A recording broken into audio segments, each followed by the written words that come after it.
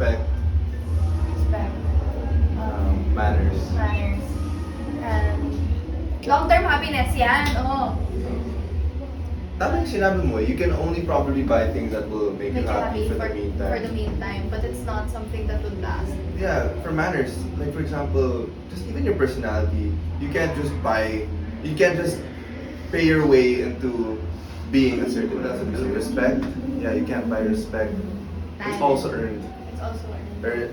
Time, syempre, yun yung pinaka-valuable na bagay na kailangan natin lahat na hindi take for granted. You can never go back You in can time. never go back in time. And you can't. No matter how much money you have. Lastly, love. Because you can't buy me love. Wow! Ayan guys, maraming salamat po sa lahat ng ating mga kapatid na sumuporta ng Can't Buy Me Love. Maraming salamat, mahal na mahal namin kayo. Sana po nag-enjoy kayo sa 148 episodes na naidulot namin sa inyo. Maraming salamat po sa walang sawa niyo pagmamahal at pagsuporta sa amin sa muna at hanggang ngayon.